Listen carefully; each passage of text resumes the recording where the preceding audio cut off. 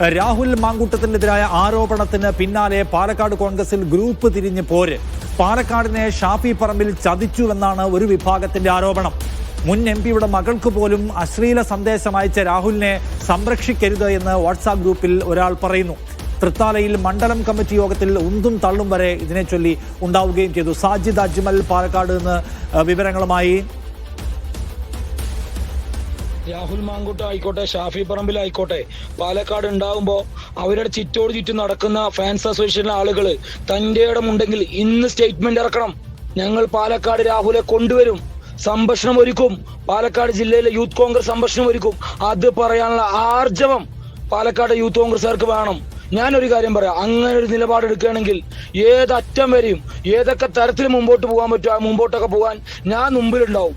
നേതാക്കൾ ആരാണെങ്കിലും ഇനിയിപ്പോ ഞാൻ ഒരു പേരെടുത്ത് ആരും പറയാതെ പോകുന്നതെന്ന് വെച്ചാൽ എനിക്ക് ഇനി സസ്പെൻഷൻ മേടിക്കാൻ വയ്യ. ഞാൻ സസ്പെൻഷൻ കഴിഞ്ഞ് പാർട്ടിയിൽ അകത്ത് കടന്നിട്ടുള്ളൂ.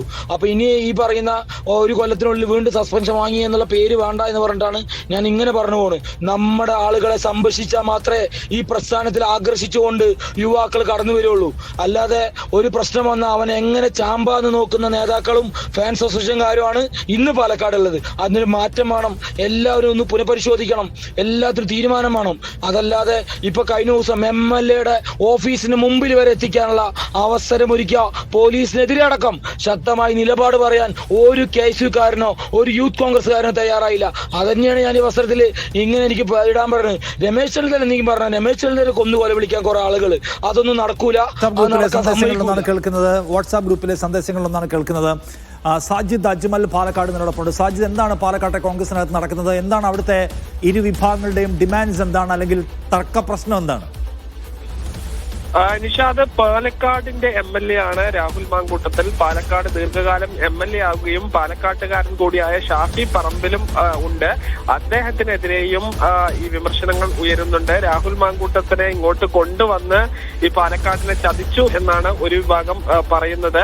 അതോടൊപ്പം തന്നെ ഈ രാഹുൽ മാങ്കൂട്ടത്തിനെതിരായ ആരോപണങ്ങളുമായി ബന്ധപ്പെട്ട ഒരു നിജസ്ഥിതി വരുത്തണം എന്നുള്ളതാണ്. ആരാണ് ഈ ഗർഭത്തിന്റെ ഉത്തരവാദി? അത് പാർട്ടിയാണോ എന്ന ചോദ്യങ്ങൾ വരെ ഉയരുന്നുണ്ട്.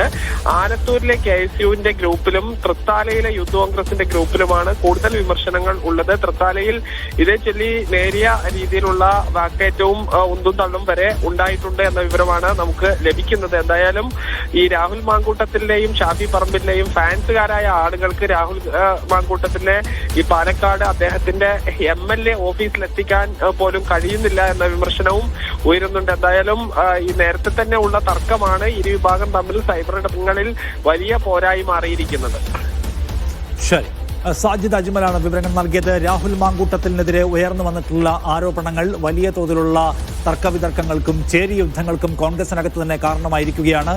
രാഹുൽ മാങ്കൂട്ടത്തിനെ കൊണ്ടുവരുമെന്ന് വെല്ലുവിളിക്കുകയാണ് ഒരാൾ. അതേസമയം ഈ ഫാൻസിനെ നടന്ന ആളുകൾക്ക് ഇപ്പോൾ എവിടെ പോയി ചോദിക്കുന്ന ചില ആളുകൾ. എന്തായാലും ഇപ്പോഴും സോഷ്യൽ മീഡിയയിലെ ഈ പോരാട്ടം അവസാനിച്ചിട്ടില്ല.